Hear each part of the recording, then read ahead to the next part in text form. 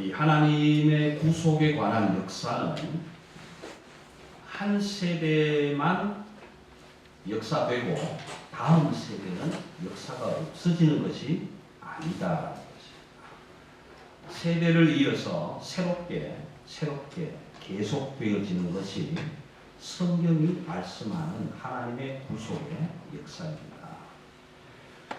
이 세상 역사를 통해서도 우리는 우리의 모습을 살펴볼 수 있어야 되고 또 자신을 발견할 수 있어야 되고 역사를 거울로 삼아서 구습관, 옛 잘못된 관습 이런 모든 것들을 좀 버리고 새롭게 변화되고 하나님의 은혜를 사모하는 이런 지혜를 좀 배웠으면 하는 마음이 간절합니다. 이 에스라서와 에스라, 느헤미야, 에스더서 이 세 권의 책은 포로 후기에 일어난 역사들을 기록한 책입니다. 이스라엘 백성들이 하나님의 말씀 안에서 올곧게 서 있지 못해서 포로로 잡혀간 이후부터 귀환해서 포로에서 해방되어서 일어났던 그 역사들을 에스라, 느헤미야, 에스더라는 책이 기록을 하고 있고요. 포로 이전에 이스라엘 백성들의 신앙에 관한 삶은 열왕기하, 열왕기상, 역대기하, 역대기상 이렇게 쭉 기록이 되어 있습니다. 오늘 이 시간에는 포로 후기에 이스라엘 백성들이 포로로 잡혀간 이후에 일어났던 일들을 중심으로 하는 시작을 알리는 하나님의 역사와 감동이 어떤 것인가 말씀을 통해서 함께 나누려고 합니다. 하나님의 역사는 첫 번째는 하나님의 언약을 중심으로 일어납니다. 하나님이 말씀하신 말씀을 중심으로 일어난다라는 것입니다. 오늘 본문 1절에서 11절까지 말씀을 함께 나누었는데 원래 계획으로는 한 3번에 나누어서 1장을 말씀을 드리려고 했었는데 너무 분량이 좀 길어질 것 같아서 11절까지 함께 묶었습니다. 뭐라고 말씀하시냐 하면 하나님께서 예레미야의 입을 통하여 하신 말씀을 이루시고 예레미야에게 하셨던 말씀을 이루시기 위해서 이스라엘 백성들을 향하여 또 세상 백성들을 향해서 하나님께서 역사를 시작하셨다라는 것입니다. 그 시작하신 역사의 결과를 오늘 이 책을 통해서 저와 여러분이 함께 읽어가게 될 것입니다. 예레미야 25장 12절에서는 이렇게 말씀합니다. 여호와의 말씀이니라 70년이 끝나면 내가 바벨론 왕과 그 모든 갈대아를 영원히 폐허가 되게 하겠다. 하나님이 예레미야가 이 말씀을 하셨다. 70년이 끝나면 이 말씀 속에는 이스라엘 백성들이 70년 포로 생활을 하게 될 것이다라는 예언이 이미 말씀되어져 있었는데 그 말씀을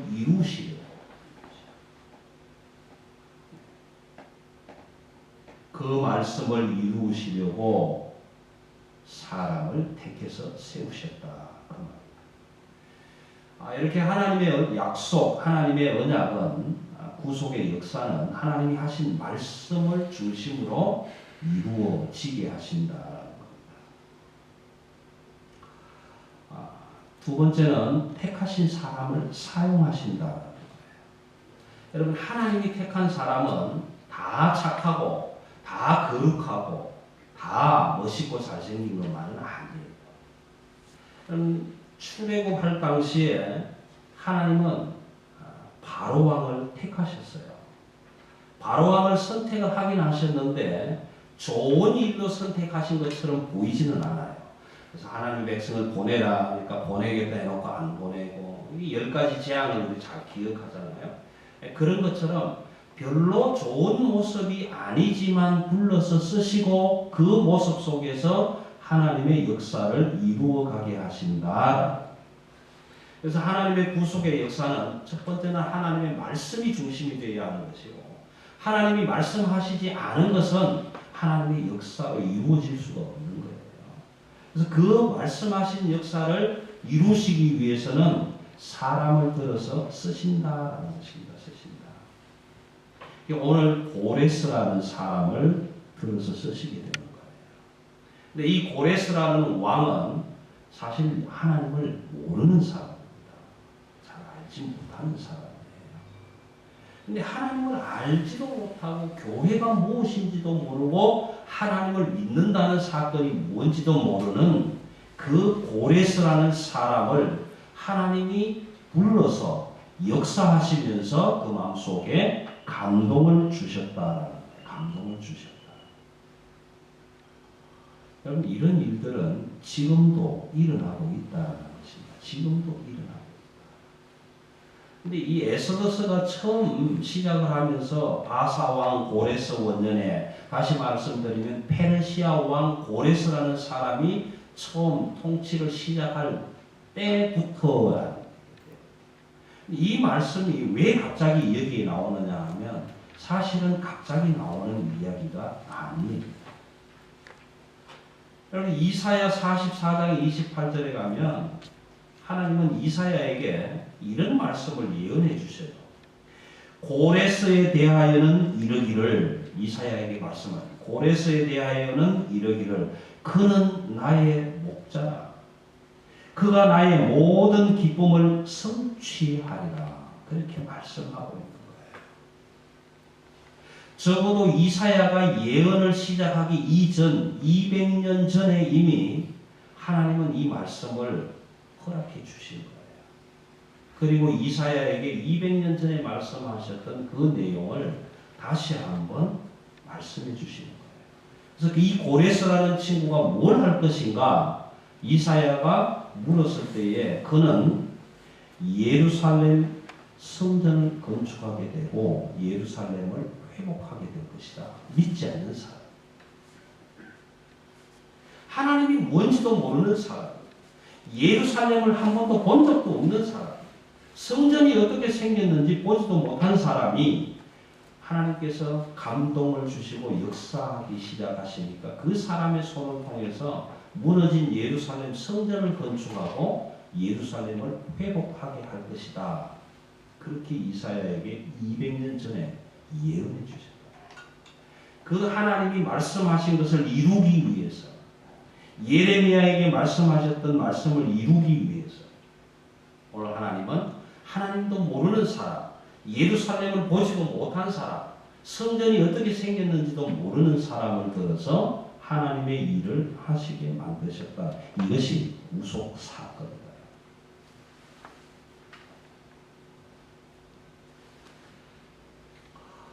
44장 28절이 마지막 이사야 마지막 절인데요. 45장으로 넘어가면 이스라엘 백성들에게 이사야에게 이렇게 말씀하십니다. 고레스는 내가 기름 부은 자다.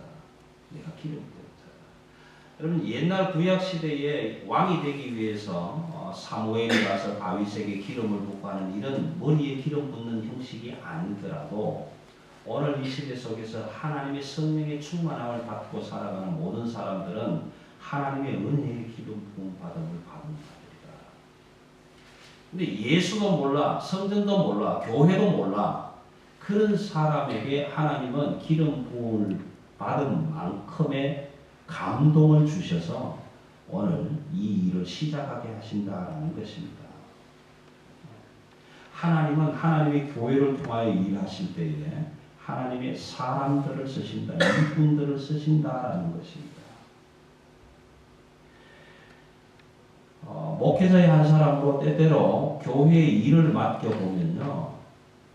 두 손 두 발을 다 흔드는 사람들이 있어요.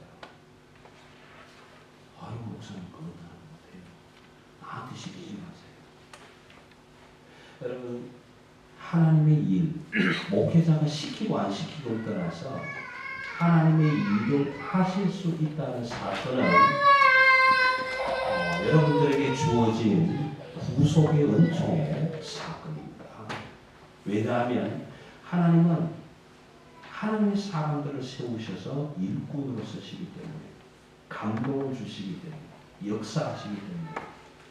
그러니까 하나님의 역사하심으로 감동을 받은 고레스는 바벨론 제국을 완전히 제패하고 페르시아라는 국가로 세계의 정복을 이루었던 왕.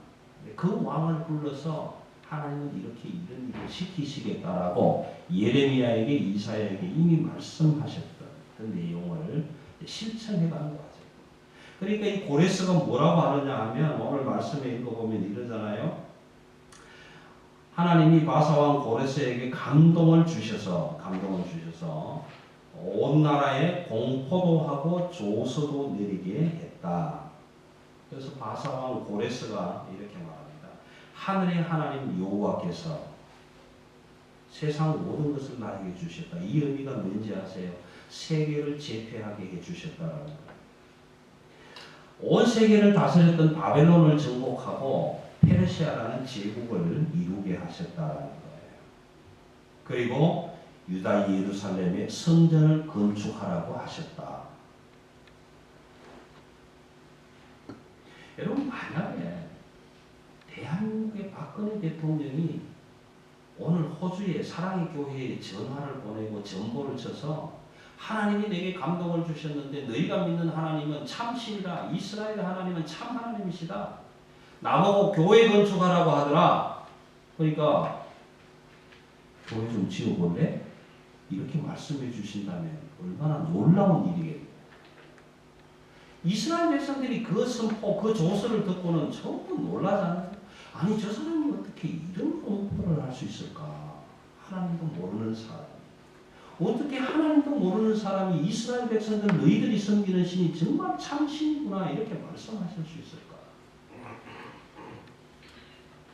여러분 엄청난 하나님의 역사와 감동. 여기 감동이라는 말은요 히브리어로 이르라고 씁니다. 이르라는 말을 쓰는데 그 이르라는 말 앞에 관사해라는 말을 하나 더 붙이면 해이르라는 말이에요. 그 해이르라는 말은 감동의 차원을 넘어서 영혼을 깨운다라는 의미를 가지게 됩니다. 그래서 히브리어 성경으로 읽어보면 이렇게 얘기를 하는 거예요. 아도나이 해이 예레미야. 이 아도나이라는 말은 여호와라는 말인데 하나님이 너무 거룩하시고 전능하시고 살아계신 하나님이 까닭에 야훼 하나님이라고 쓸 수가 없었어요. 이스라엘 백성들. 그래서 그 하나님의 이름을 쓸 때마다 가서 손을 씻고 들어와서 다시 붓을 잡고 이름을 쓰게 됩니다. 그런데 감히 야훼라고 쓸 수가 없어서 아도나이 나의 주인이 되시는 분 이렇게 아도나이라는 이름을 쓰게 됩니다. 그래서 히브리에는 야훼, 여호와라는 말이 안 나옵니다. 다 그 자리에는 아도나이라는 말을 쓰게 돼요. 그래서 아도나이 해이 예레미야. 예레미야에게 영감을 주셔서 그 일을 하게 하셨다. 뒤에 가면 고레스에게 마음을 감동시키셔서 하는 표현이 나오게 되는데 똑같은 의미로 아도나이 해이 고레스 예레미야에게 감동을 주셨던 말씀, 예언하셨던 말씀이나 이사야에게 주신 말씀이나 고레스의 마음을 감동시킨 그 말씀이 똑같이 하나님께서 영혼을 깨우게 하신 하나님의 역사와 감동과 은총이었다는 것입니다. 하나님을 몰랐던 사람이지만 성전이 어떻게 생긴지 몰랐던 사람이지만 세상을 어떻게 살아야 하나님의 사람처럼 살아야 하는지도 몰랐지만 그럼에도 불구하고 하나님은 그 세계를 제패한 제국의 왕을 불러서 이스라엘 백성들을 살려내는 구원의 역사를 이루어 가시는 거예요. 하나님의 역사는 말씀 중심으로 이루어져 가고 사람 중심으로 택함받은 사람 중심으로 이루어 가게 되는 거예요. 예레미야에게 하셨던 하나님의 말씀을 이루게 하시려고 고레스에게 예레미야에게 주셨던 영혼을 깨우는 감동의 말씀을 오늘 고레스에게 주셨다. 여러분 가정에 아버지, 어머니, 할아버지, 할머니들이 예수라는 것이 무엇인지, 신앙이 무엇인지, 믿음이 무엇인지, 교회 생활이 무엇인지 전혀 모르면서 살아오셨던 분들도 계실 거예요. 근데 그런 가정에서 자라났지만 어느 날 친구의 전도를 받고 어느 날 친구의 선교를 듣고 나도 그 예수님을 믿어봐야지. 그렇게 해서 신앙생활을 시작하신 분들도 있으실 거예요. 하나님의 감동의 역사. 하나님의 감동의 역사. 여러분 오늘 고레스 왕을 통해서 이런 표현을 하게 됩니다. 이스라엘 백성들이 섬기는 하나님은 참신이다. 그러므로 유다와 예루살렘의 백성들은 다 일어나서 성전을 건축하도록 너희 나라로 돌아가라. 이 표현은요, 오늘 저는 이렇게 해석을 합니다. 하나님의 백성들은 하나님의 백성다운 삶으로 돌아가라. 여러분, 예수를 믿습니다. 교회 생활을 합니다. 하나님을 믿고 살아갑니다. 여러분, 그렇게 말씀하시는 것 정말 큰 은혜입니다. 정말 큰 은혜. 아무나 말할 수 있는 것 아니에요. 그런데 그보다 더 큰 은혜는 나는 예수를 믿는 사람입니다. 그러면 그 가치를 어디에서 발생하느냐 하면 예수 믿는 사람처럼 살아야 합니다. 예수 믿는 사람의 자리로 돌아가야 합니다.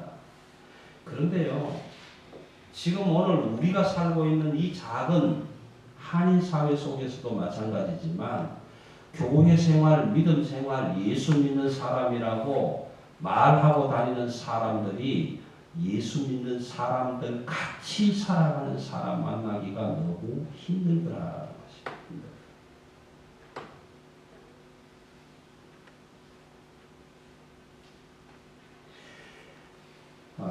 지난 한 주간 동안 7일도 아니지만 제 조국 대한민국을 잠시 다녀왔습니다.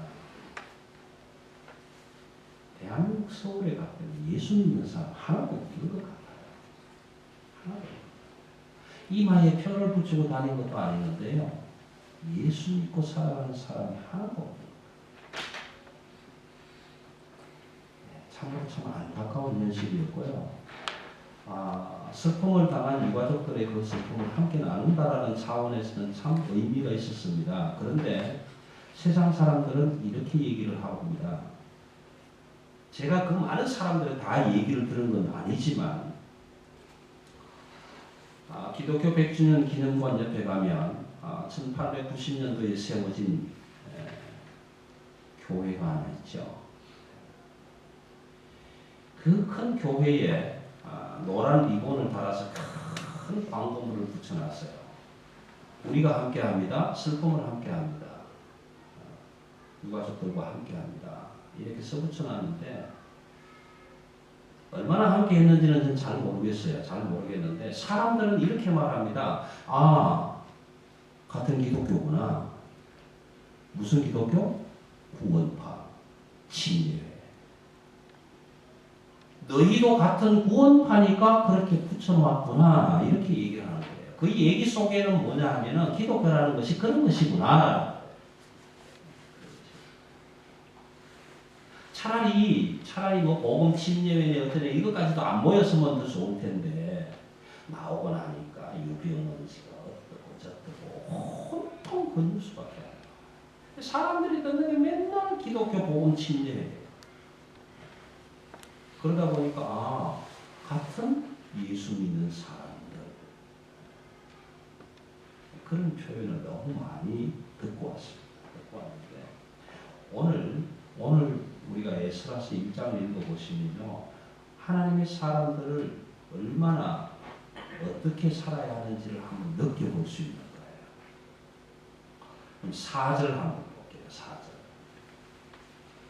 4절은요, 고레스 왕 하나님을 모르는 사람들이 조서를 발표를 하고 공포를 하고 예수 믿지 않는 사람들에게 부탁하는 이야기예요.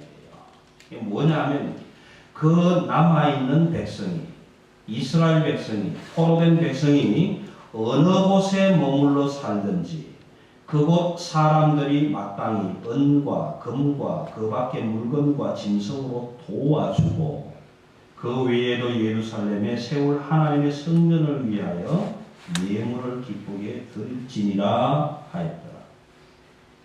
여러분, 예수 믿는 사람들 교회 세우는데 예수 믿는 사람이 돈 내서 세우라는 게 아니라 세상 사람들이 교회 세우는데 헌금하라. 왕이 그렇게 조서를 내리는 거예요. 여러분, 이게 하나님의 역사라는 거예요. 이스라엘 백성들이 하나님을 잘 믿어서 포로됐습니까? 아니잖아요. 말씀 안 듣기로 유명했잖아요. 그런 사람들이 포로로 잡혀가서 생활하는 동안에도 하나님은 그 사람들에게 예물을 주고 헌금을 드려라. 그 사람들이 어디에 살든지. 여러분, 하나님의 백성들은 그런 백성들이 되어야 돼요. 하나님의 역사하심을 따라서 하나님의 사람으로 온전히 살아갈 때 이런 역사가 일어나게 되는 거예요. 여러분, 지역에 교회를 세우려면요, 동네방네 사람들 전부 밥 먹다가 나와서 피켓 들고 교회 세우는 거 반대합니다. 그렇잖아요.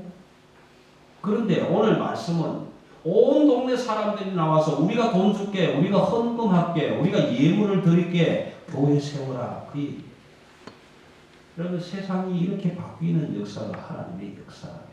근데 우리는 오늘 나가서 예수 믿는다 말은 잘하는데 돕는 일은 전혀 못하고 있잖아요. 오히려 세상 사람들이 더 많이 돕고 더 잘 도운다. 여러분, 이것이 기독교인이 그리스도인들이 세상에 미쳐야 할 영향입니다. 예수 믿는 사람이 옆에 한 가정 들어왔다. 그럼 그 동네가 저 사람 정말 하나님의 사람이구나. 나는 교회는 모르지만 성전은 모르지만 저 사람이 하는 일을 도와야 되겠다. 그래서 그릇도 가져오고 밥그릇도 가져오고 그런 일이 일어나도록 영향력을 끼쳐야 그때 그리스도의 교회, 하나님의 교회가 회복되어지는 역사가 일어납니다. 말을 건드시 하는 거예요. 그것만으로는 아니다. 오늘 이 말씀 읽으시니까 기억나시는 부분들이 있죠. 성경을 읽으셔야 하는데 안 읽으시니까 모르잖아요. 에스라스를 읽고 왕이 예수 믿는 사람들에게 금그릇도 주고 은그릇도 주라, 도와주라 이렇게 기록이 되어 있는데 어디서 듣긴 들은 것 같은데 성경을 안 읽으니 알 수가 있나? 알 수가 없잖아요. 그럼 출애굽기 20장으로 가보십시오. 12장으로 가보십시오. 출애굽기 12장. 출애굽기 12장은 유월절에 관한 사건입니다. 이스라엘 백성들이 노예가 되어서 애굽에서 붙들려 살아가는데 너무 힘들고 어려워서 기도합니다. 하나님, 우리를 구원해 주세요. 우리가 이제 해방되어야 되겠습니다. 너무 고통이 심합니다. 그래서 모세를 보내줍니다. 모세를 따라서 나올 때에 그렇게 얘기를 합니다. 그 주변에 살아가는 모든 백성들이 금그릇과 금과 은과 폐물들을 이스라엘 백성들이 다 주도록 그렇게 하고 있습니다. 12장 36절 한번 보세요. 뭐라고 기록이 되어 있습니다. 12장, 출애굽기 12장 36절. 그래서 이스라엘 백성들이 애국 사람의 물품을 취하였더라. 이스라엘 백성들이 하나님의 말씀을 지지리도 안 들었지만 하나님의 구원 역사에 들어가면서 믿지 않는 세상 사람들이 모든 것을 다 공급해 주도록 역사해 주셨더라. 그렇게 기록하고 있습니다. 여러분, 근데 오늘은 어떻습니까? 그리스도인들이, 기독교인들이, 교회가 복음 현장에서 선교하겠다고 예, 그렇습니다. 교회가 선교하셔야 됩니다. 죽어가는 영혼을 구원해야 됩니다. 우리도 돕겠습니다. 동네방네 기업체에서 그냥 헌금 드리겠습니다. 그런 일이 일어나요? 아니요, 안 일어나요. 이제는 교회도 싫어요.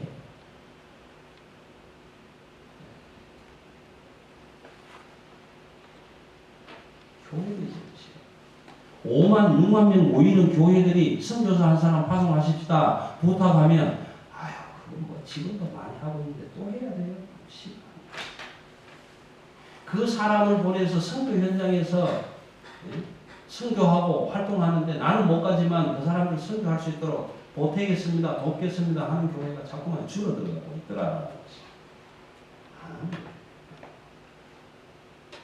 내가 열심히 일하고 돈 벌어서 맨날 보내주려고 하니까 너무 아까웠어요.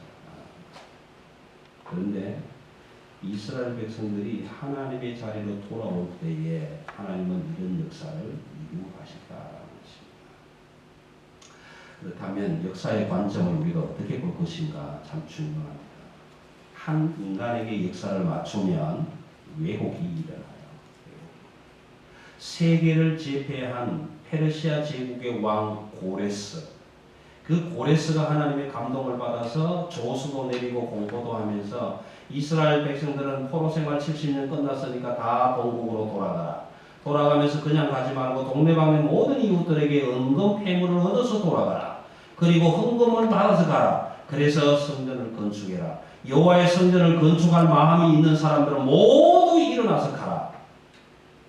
그렇게 선포했는데 이스라엘 백성들이 모두 벌떡 일어나서 야 이게 웬일이냐, 자다가 떡이 생기구나, 하나님이 이렇게 역사하셨구나, 모두 가자. 다 왔습니까? 아니요. 하나님이 성전을 건축하고 포로에서 해방시켜준다고 그랬는데 해방하고 싶지 않은 거예요. 바벨론, 페르시아 제국에 그냥 살고 싶고. 왜? 가면 성전 지어야 되죠. 가면 고생해야 되죠. 가면 일해야 되죠. 싫어. 페르시아에 살고 있으니까 너무 좋잖아. 예수 믿으라고 하는 사람 하나도 없어. 교회 생활하라는 사람 하나도 없어. 바알 신성기 절만 몇 번 하고 나니까 양식도 준다고 그래. 너무너무 좋은 거야. 그러니까 다 일어나지 않는. 왕은 분명히 조서를 내릴 때 하나님의 성전 짓기를 위해서 그 마음이 하나님께 감동을 받고 올라가서 예루살렘의 여호와의 성전을 건축하고자 하는 자가 다 일어나니 이렇게 기록했지만 1차 포로에서는 다 오지 않았어요. 아는 사람들이 너무나 많아요. 그 중에 제사장들도 많고 레위 사람들도 많이 오지 않고 눌러앉아요. 그 다음에 여러분, 세계를 제패한 페르시아 왕 바사가 인간적으로 생각하고 국가적으로 생각하면 그 포로된 백성들을 그냥 보내겠습니까? 여러분이 나라의 왕이라면 포로로 잡아온 백성들을 그냥 되돌려 보내시겠습니까? 여러분들이 만약에 봉건 영주가 되어서 노예를 부리고 있던 많은 사람들이 있었는데 내 집에 있는 노예들을 내보낼 때 그래 지금부터는 자유해라, 그냥 가도 좋다, 그렇게 내보내십니다. 근데 한술 더 떠서 노예들을 내보내면서 우리 집에 있는 은그릇을 다 가져가서 생활하는데 불편 없이 해라, 그렇게 보따리 싸서 짊어지고서 보내겠다. 인간적으로는 그렇게 할 수가 없는 거예요. 안 하는 거예요. 내가 전쟁하고 내 백성들을 죽여가면서 포로로 잡아왔는데 걔들을 내가 왜 그냥 보내냐. 그렇기 때문에 한 개인의 영웅적인 입장에서 역사를 바라보게 된다면 왜곡된 부분들이 너무 많이 일어난다. 그래서 하나님은 오늘 에스라서를 통해서 어떻게 보게 하느냐 하면 하나님의 사건으로 보게 하십니다. 하나님께서 고레스라는 사람을 들어서 쓰셨다라는 관점으로. 로마서에 가면 국가 권력에 복종하라는 하나님의 말씀이 기록이 됩니다. 우리 그리스도인들에게 국가의 권력에 복종해라, 순종해라. 왜? 그 권력은 하나님이 주신 것이기 때문입니다. 여러분, 대통령 우리 손으로 뽑아놓고 얼마나 욕합니까? 많이 욕하고 그러잖아요. 근데 그 권력은 누가 주신 거라고? 하나님이 주신 것이기 때문에 우리는 복종해야 된다. 그래서 고레스를 들어서 쓰시는 하나님이 45장 1절에서 이사야 45장 1절에서 이렇게 얘기를 합니다. 나의 종 야곱, 내가 택한 이스라엘을 위하여, 하나님의 백성들을 위해서 고레스를 지명하여 내가 불렀나니. 하나님이 하나님의 백성을 위해서 지명해서 부른 사람이 고레스라. 그 앞에 또 그런 비슷한 말이 나오잖아요. 성경을 읽으셔야 합니다. 이사야 43장에 가면 그렇게 얘기잖아요. 이스라엘을 부르면서 내가 너를 지명하여 불렀나니 너는 내 것이다. 야곱을 향해서, 이스라엘 백성들을 향해서. 하나님이 크신 이스라엘 백성들을 구원하는 역사를 이루기 위해서 이번엔 누구를 불렀다고요? 하나님을 전혀 모르는 바사왕 고레스를 불렀다는 것입니다.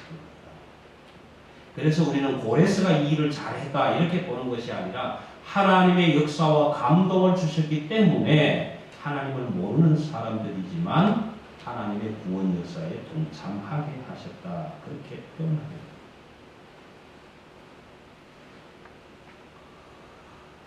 그 다음 6절 이후로 가면요.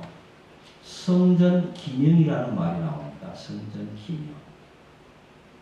이 성전 기명은 뭐라고 한 말씀을 드려야 좋으냐 하면 성전에서 사용하는 기구들입니다. 기구들인데 이 기구들을 바사왕 고레스는 다 창고에서 끄집어내서 이스라엘 백성들이 가져갈 수 있도록 해줘요. 근데 이 사건이 왜 이렇게 일어날 수밖에 없느냐 하면 바벨론에 느부갓네살이라는 왕이 있었습니다. 이 느부갓네살 왕 이야기를 하면 여러분 또 한 사람을 기억해야 되는데 성경을 읽으셔야 돼요. 다니엘이라는 사람을 기억해야 합니다. 이 느부갓네살이 꿈을 꾸고 많은 환상을 보고 했는데 해석할 사람이 없는 거예요. 그때 포로로 잡혀온 다니엘이라는 사람이 불려가서 그 왕의 꿈을 다 해석을 하게 됩니다. 그래서 아주 높은 신분으로 살게 되지요. 근데 그 느부갓네살의 왕 아들이 벨사살이라는 왕이 있었습니다. 바로 아들.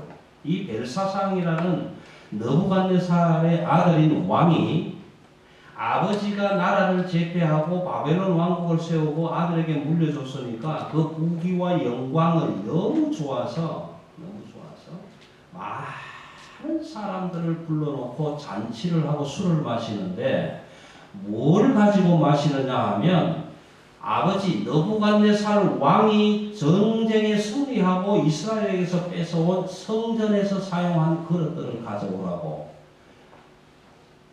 그래서 신하들에게 야 우리 아버지가 빼들어온 성전의 기명 예루살렘의 금그릇 은그릇들을 다 가져와. 그래서 그 그릇들을 가져와서 부어라 마셔라 술을 퍼먹고 있는데 한참 주홍이 일어나는데 갑자기 벽에 손가락 두 개가 나와서 따다다다다다다다 글씨를 쓰나. 왕이 술을 먹다가 깜짝 놀랐는데 그날이 무슨 날이냐 하면 바벨론이 멸망하는 날입니다. 그 다음 날 바사왕 고레스에 의해서 바벨론 제국은 멸망을 합니다.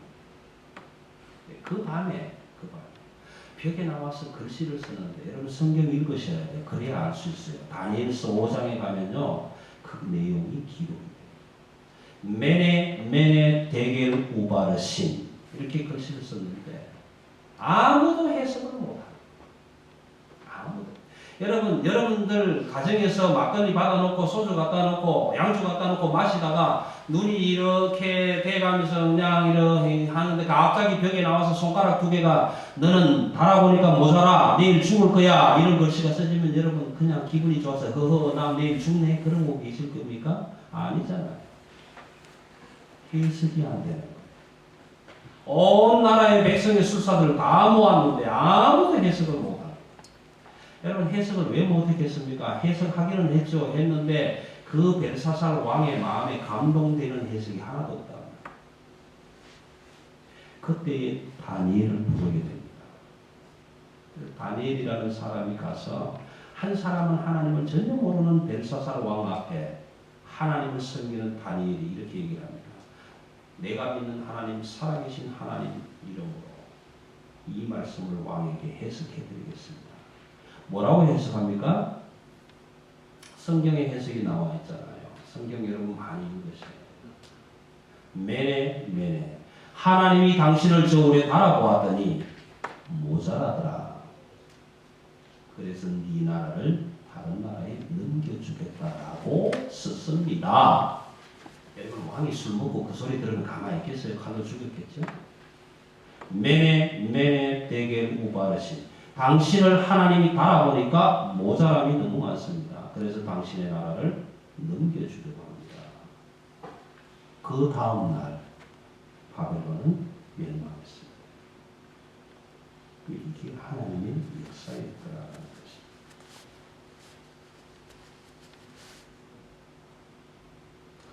다니엘서 5장 25절에 기록이 되어 있습니다. 메네 데겔 우바르신. 그리고 해석이 곁들여져 있습니다. 이 표현은 무엇을 우리에게 가르쳐 주냐 하면요. 오늘 7절 말씀에 보시면 그 성전 기명, 예루살렘에서 하나님을 예배할 때 쓰는 그릇들을 가져다가 어디에 갖다 두었느냐 하면 자기들이 섬기는 우상 신전에 갖다 놓은 거예요. 여기에는 가치가 없습니다. 밸류가 없다. 아동부 때 말씀을 드렸지만 여러분 집에서 커피 잔은 커피를 한번 마셔야 돼요. 그때의 그 가치가 드러나는 거예요. 밥그릇은 밥을 담아 먹어야 돼요. 아무리 귀한 금그릇이지만 금그릇 가져다 내놓고 개밥 담아서 개에게 주면 그 금그릇의 가치는 없는 거예요. 오늘 저와 여러분이 하나님의 사람이라면 하나님의 사람된 자리에 있을 때 가치가 드러나는 거예요. 내가 예수를 믿는다고 고백했으면, 내가 믿음을 가지고 신앙생활을 한다고 고백했으면 신앙생활하는 사람답게 살아갈 때 그때 저와 여러분의 존재의 가치가 일어나는 거예요. 여러분 나라는 존재는 교회 안에 있을 때, 하나님 말씀 안에 있을 때, 신앙 안에 있을 때 존재의 가치가 일어나는 거예요. 예수 믿는 사람이 불당에 가서 석가모니 앞에서 엎드려 절하고 있을 때 가치 발생하지 않습니다. 그런데 하나님의 성전에 있어야 할 기명들을 뺏어가지고 자기가 섬기는 우상 신전에다가 갖다 집어넣었으니 그 무슨 가치가 있겠냐. 그런데 이 바사왕이 고레스가 그것을 다 꺼내와서 예루살렘으로 보냅니다. 왜요? 가치, 존재의 가치를 올리기 위해서. 이것이 있어야 할 자리에 있어야 했기 때문에 이 그릇들은 산당에 있어서 될 그릇이 아니다. 하나님의 성전으로 돌아가야 할 그릇이다. 그래서 아버지가 다 뺏어 놓았던 그릇 가지고 술 마시는 벨사살 그 나라를 정복하고 페르시아 제국을 세웠던 바사왕 고레스가 그 기념들을 다 돌려보내는 거예요. 여러분 오늘 우리 기독교가 어떻습니까? 오히려 더 남의 것들을 착취하고 뺏어오는 이런 일들이 너무 많지 않습니까? 저는 가끔 인터넷에 댓글을 보면요. 같이 욕해주고 싶은 마음이 막 이까지 올라오는데 그래도 그렇게 할 수 없는 것들이 그래요. 사람들은 말하기 좋잖아요. 인터넷에. 그 사람들 표현이 그래요. 기독교를 소위 개독교라고 써요. 개독교. 여러분 저와 여러분이 믿는 하나님, 저와 여러분이 생활하는 믿음의 삶이 개처럼 살아가는 삶입니까? 그렇게 존재 가치가 없습니까? 여러분들이 앉아있는 이 예배의 자리가 개들이 앉아있는 자리같이 생각되십니까? 여러분들이 나가서 예수 그리스도 하나님의 말씀을 믿고 살아가는 저와 여러분이 나가서 말씀대로 살아갈 때 꼭 다른 사람들에게 개처럼 취급받으면서 살아가야 합니까? 아니잖아요. 그런데 어찌하여 예수를 믿고 구원받고 구원의 감격과 영원한 생명을 누리며 살아가야 할 저와 여러분이 세상 속에서 살아갈 때마다 사람들에게 욕설을 얻어먹어야 되냐 말이에요. 왜 그렇게 살아야 되냐. 왜 그런지 아세요? 하나님의 자리에 있어야 할 사람들이 상당히 가 있기 때문에 그런 거예요. 예수님 닮은 삶을 살아야 할 사람이 그렇게 살지 못하기 때문에 그런 거예요. 오늘 성전의 기명이 자기들이 섬기는 우상신당에 있어야 될 것이 아니라 하나님의 성전으로 돌아가야 할 것을 알았기 때문에 예수도 모르고 교회도 모르고 성전도 모르는 바사왕 고레스는 그 기명들을 다 예루살렘 성전으로 보내는 거예요. 이게 구원의 역사고 회복의 역사입니다.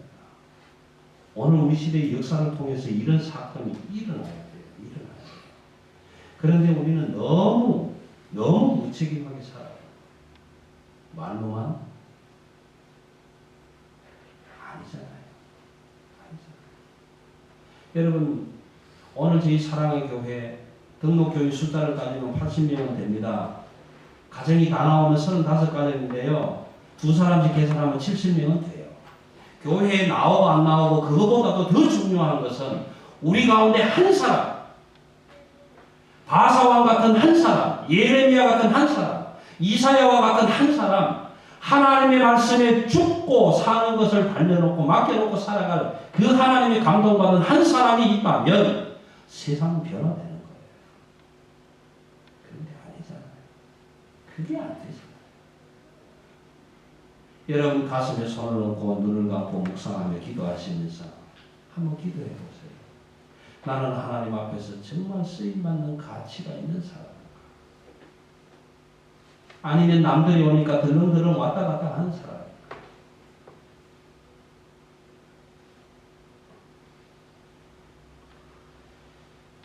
제가 지난 시간에 한번 말씀을 드렸던 것 같습니다. 개미의 생활을 살펴보면요. 수없이 많은 개미들이 다 움직이지 않습니까? 여러분 가끔 그런 거 볼 거예요. 개미 집에서 개미 집으로 이동하는데 새까맣게 줄을 서서 왔다 갔다 하는 모습 바라볼 거예요. 그 모습을 가만히 들여다보고 연구한 사람의 결과를 이렇게 발표했습니다. 개미들은 입에 음식을 물고 다니는 개미는 20%밖에 안 됩니다. 10명의 개미 중에 2명만 입에 물건을 물고 나라와 국가를 부흥시킨다는 거예요. 여러분 교회가 그 세상의 이론을 지금 적용하고 교회의 부흥과 성장을 위해서 일할 수 있는 사람들은 헌신하는 사람들은 10명 중에 2밖에 안 됩니다. 그래도 조금 낫죠. 11조의 개념이 아니고 12조의 개념. 좀 낫죠. 여러분 1000명이 모이는 교회에 가면 새벽기도 몇 명 나오느냐? 100명. 딱 10의 6조. 거의 정확하게 들어요. 여러분 150명 모이는 교회에 정말 핵심 세력이 되어서 멤버가 되어서 헌신자가 되어서 움직여주는 사람 몇 명? 15명. 그만큼 교회가 힘들고 어려워지는 거예요. 이 문제에 대한 내용은 다음 시간에 제가 말씀을 드리겠습니다만 오늘 저와요. 정말 예수 믿는 사람이 되어서 하나님의 사람이 되어서 하나님이 쓰시기 원하는 그릇이 되었다면 하나님의 성전의 기능이 되었다면 하나님께 붙들려 있어요. 나는 하나님이 쓰임받는 그릇인데 저 불당에 가서 앉아있고 나는 하나님의 그릇으로 쓰임받아야 되는데 저 세상 영화관에 가서 앉아있고 나는 하나님께 쓰임받아야 할 사람인데 엉뚱한 곳에 가서 땅 사고 밭 사고 하는 그런 일을 해서 될 일은 아니다. 여러분 포로 후기에 이스라엘 백성들을 어떻게 인도해 가시는지 이스라엘 백성들이 그렇게 말 안 듣고 그랬지만 그럼에도 불구하고 내가 너를 지명하여 불렀나니 너는 내 것이라 우리는 하나님의 기명이 되었고 하나님의 성전의 사람이 되었기 까닭에 세상에 믿지 않는 사람들 다 일어나게 하셔서 그 사람들의 믿음의 삶, 교회의 삶, 성전의 삶을 살아가도록 하나님 역사하시더라. 굉장히 중요합니다. 우리 중에 한 사람만이라도 하나님의 성령에 온전히 사로잡혀서 하나님 바울 사도의 고백처럼 이제 내가 살든지 죽든지 마시든지 먹든지 무엇을 하든지 예수 그리스도만 자랑하겠습니다. 감동되어서 일할 수 있는 사람이 일어나기만 한다면 우리 사랑의 교회도 희망이 있습니다. 우리가 사는 멜번의 한인 사회에도 희망이 있습니다. 우리 대한민국 사회에도 희망이 있습니다. 온 세계가 희망이 있습니다.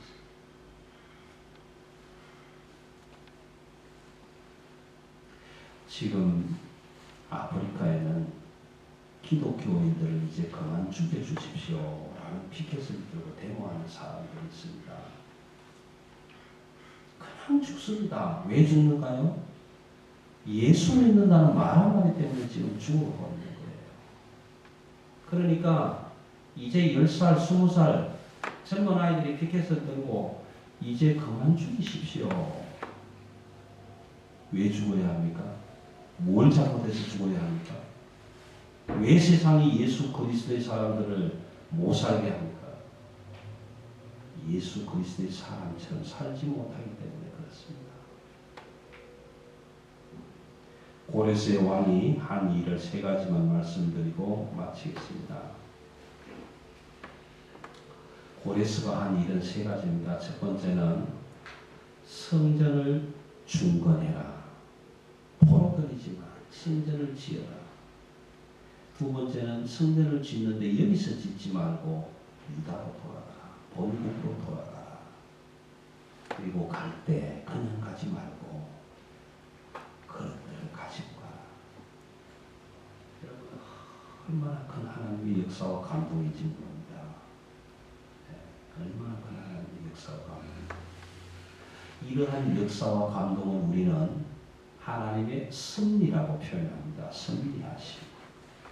그 하나님이 섭리하시는 말씀 역사를 따라가는 사람들이 그리스도인들입니다. 오늘 이 그리스도인들 포로 생활하면서 수없이 많은 회개를 하고 뉘우치고 돌아오고 벌받고 뉘우치고 돌아온 이 사람들을 통해서 오늘 이 시대에 저와 여러분이 그리스도인이 되었습니다.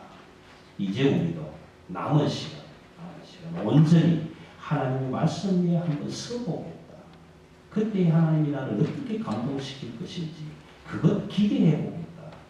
그 마음과 열정으로 하나님의 사람들이 되셔서 여러분 적어도 우리 사랑의 교회에 몸담고 있는 가족들은 이렇게 하시죠. 이웃집 멀리 안 가도 돼요. 이웃집에 저 사람이 정말 믿는 사람이구나. 저 사람이 정말 예수 믿는 사람이구나. 이좀 가르십시오. 그러면 됩니다. 저 사람이 정말 예수 믿는 사람. 여러분 뭘 많이 주어서가 아니에요. 뭘 많이 주어서가 아니라 정말 내가 예수 믿는 하나님의 사람인 것을 저와 여러분이 하나님의 감동과 역사를 통해서 증명해 줄 수 있어요. 그때의 이웃이 바뀌고 전도가 되고. 여러분 제가 목회자의 자리에 서 있기 때문에 여러분 전도하십시다. 교회도 부흥시켜 보십시다. 이렇게 말씀을 드리지만 여러분 전도해 보세요. 하나님이 감동 없이 역사 없이 전도 안 돼요. 여러분 한 입을 덮고 자는 남편, 한 입을 덮고 자는 아내도 교회 데리고 나오기 쉽지 않아요. 쉽지 않아요. 네. 정말 힘들고 어려운 전도예요. 그런데요, 하나님의 감동을 받고 역사하면 생각지도 않게 나오게 되고 생각지도 않게 전도하게 돼요. 이런 역사가 저와 여러분의 삶 속에서 하나님의 역사하심과 감동하심이 날마다 가득가득 채워지는 그런 귀한 삶이 저와 여러분을 통해서 일어나게 되시기를 바랍니다. 기도하십시다.